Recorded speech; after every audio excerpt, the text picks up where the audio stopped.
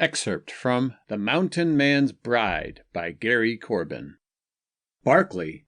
Lehigh slipped back down the few steps he'd climbed and collapsed onto the couch. You aim to tell me that somebody gone and gunned down an acting sheriff?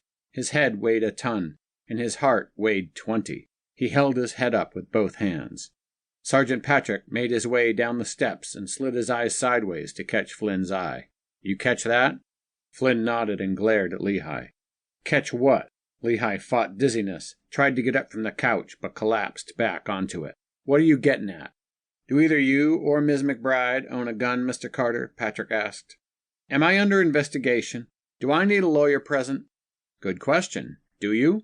Patrick crossed his arms and leaned back on his heels. Where do you keep your weapon? Lehigh scowled. Is my gun on that search warrant? Patrick chuckled. Didn't you read it?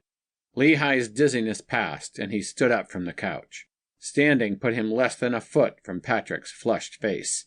Look, I understand you guys being upset and wanting to do a thorough investigation and all, and I want to cooperate as best I can. But if I'm a subject... We appreciate that, Mr. Carter. Patrick spread his hands. Now if you'd just show us where you keep your weapons. But if I'm under investigation, things will go much easier if you'll just cooperate. I'm going to need to have my lawyer present. Both cops froze and visibly darkened. So that's the way you want to play it, Patrick said. Hiding behind a lawyer, Flynn said. I'm not playing or hiding anything. I just want my rights protected is all. As you probably know, I've been through this ringer with you folks before, and I want to know where Stacy's at, and whether I told you, Ms. McBride is downtown. Patrick put a hand on Lehigh's chest and pushed him back toward the couch. And as for your rights, you have the right to sit down, shut up, and stay out of the way of our investigation. Or you can help us. Those are your choices. I appreciate the advice. Lehigh pushed Patrick's hand away and stood up again.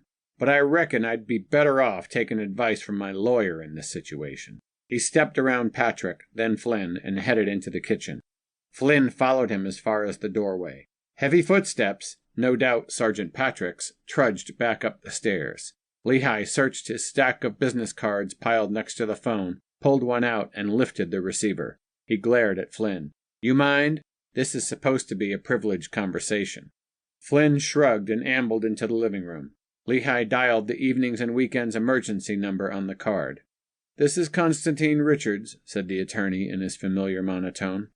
Mr. Richards, it's Lehigh Carter. I need your help. If this is in regards to the Barkley investigation, I may not be able to help you, Richards said. I'm already representing another defendant in the case. Another defendant? Seriously? Who? Richards coughed, a delicate sound commensurate with his patrician bearing. Your fiancée, Stacy McBride. Lehigh stumbled to a ladder-back chair, leaned heavily onto its back with his free hand, and dug his fingernails into the varnish. He pressed the phone against his ear. Is Stacy... Did they think... She has not yet been formally charged, Richards said. Nor, to my knowledge, has anyone else. The police brought her in for questioning since, according to their allegations, she may have been the last known person to see him alive. That point, however, is still very much in question. Stacy was with Jared Barkley? Lehigh pulled the chair away from the kitchen table and collapsed into it, bouncing off the edge of the table on the way down. A vase full of fresh flowers tipped over and spilled dank-smelling water all over the table. He let it drip onto the floor. Barkley's interest in Stacy had grown more overt in recent months, especially since her engagement to Lehigh. She remained coy about their past, if they'd even had one. Lehigh suspected that past existed mostly in Barkley's imagination, and perhaps Stacy's. She seemed to enjoy his attentions, but never mentioned spending any time with the man.